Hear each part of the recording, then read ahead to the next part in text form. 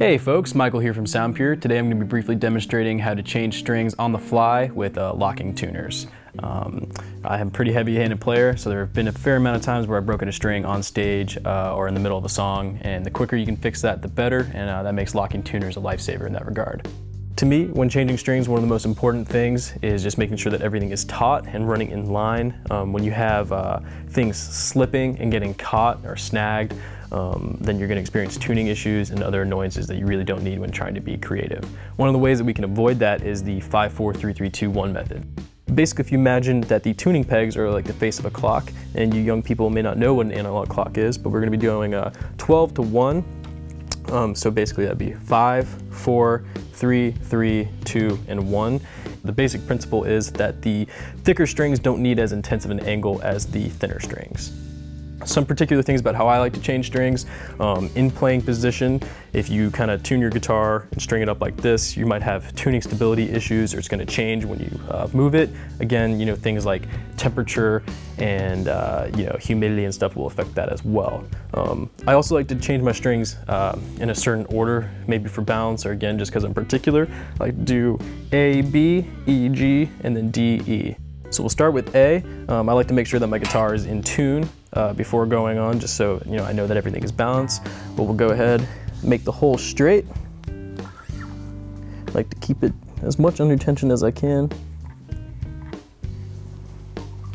We're gonna loosen the locking tuner. Slide the string out the back. Make sure that you have the right string.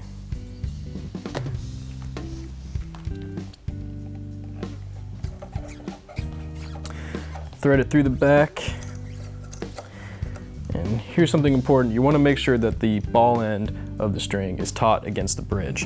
So we'll bring it through. We're going to make that hole at the 4 o'clock angle.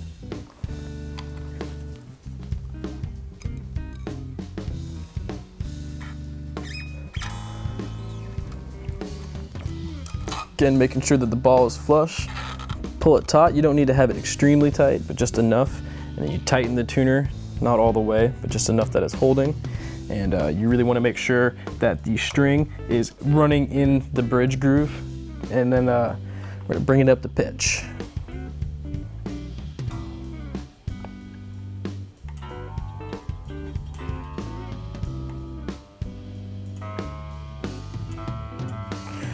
All right, and then we're going to stretch it out.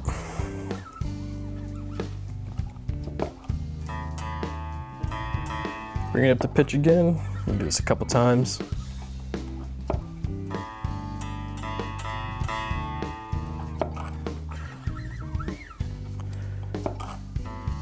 All right, now that we're in tune, we can go ahead and clip the string.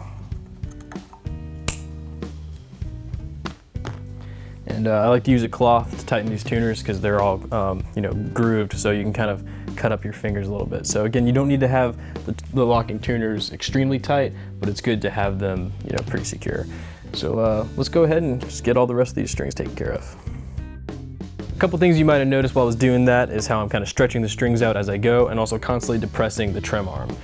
There are a few reasons behind this. You want to be constantly stretching out the strings as you bring it up the pitch, just because the more you do that, the more and the longer it's going to stay in tune. So there are a few different methods behind that. The one that I do the most is putting the string between my forefinger and thumb, pushing in different directions across the speaking length of the string. And I'll do that on every string. You might see some guys, they'll kind of pull with their left hand down and pull up with their right hand and kind of go across like that as well. Another thing that I like to do is do bends at every fret on every string. So I'll go down chromatically,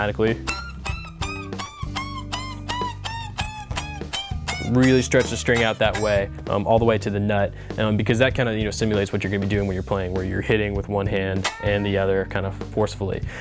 So yeah, like I said, the more you do that, the longer it's going to stay in tune, the easier your life is going to be.